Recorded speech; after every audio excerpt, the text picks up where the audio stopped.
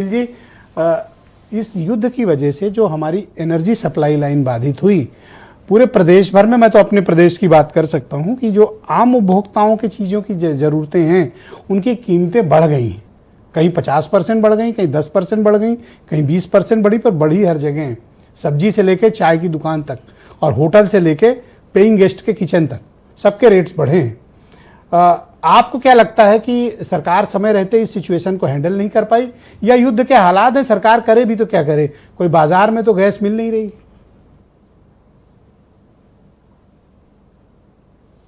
देखिए ब्रजेश जी, सच तो यह है कि बीजेपी का पर्यायवाची ही महंगाई है। बीजेपी का मतलब ही भ्रष्टाचार है, बीजेपी का मतलब ही झूठ है। आज युद्ध का बहाना लिया जा सकता है और मुझे लगता है युद्ध के पीछे पूरी भारतीय जनता पार्टी छिप भी रही है। लेकिन क्या आपके कार्यक्रम के माध्यम से अगर मैं ये पूछूं कि युद्ध से पहले महंगाई नहीं थी?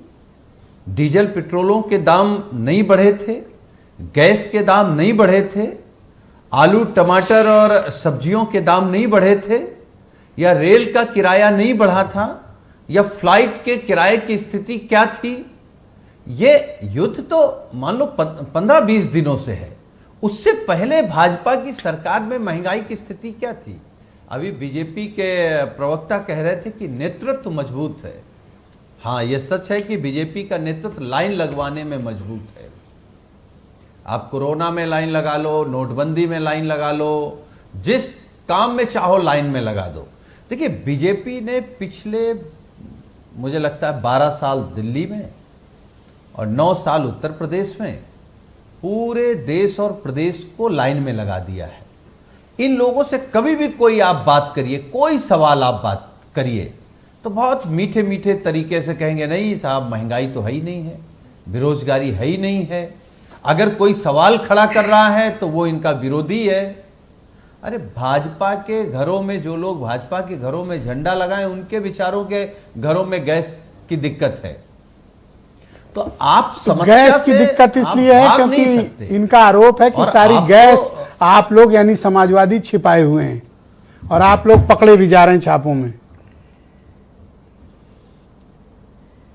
अच्छा, इसका मतलब सरकार में ये है और व्यवस्था हमारे हाथ में है, तो सरकार में क्या फिर ये घंटी बजा रहे हैं? क्या कर रहे हैं? क्या कर रहे हैं? पूरे उत्तर प्रदेश का समाजवादी पार्टी चला रही है क्या?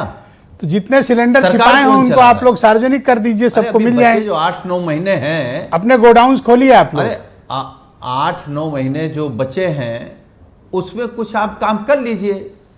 और हमारे नेता माननीय अखिलेश यादव जी लगातार लोगों को ये बता रहे हैं कि आपको क्या करना है, कैसे करना है। बीजेपी उसमें कह रही है कि दुष्प्रचार कर रहे हैं। आपकी नाकामी बताना दुष्प्रचार है, थैंक यू सर, धन्यवाद। भ्रष्टाचार बताना दुष्प्रचार है, आपकी गलत नीतियों को बताना दुष्प्रचार है। ये केवल मोदी जी की गलत नीतियों की वजह से देश बर्बाद हो रहा है, देश महंगाई की तरफ जा रहा है और लोग परेशान हैं।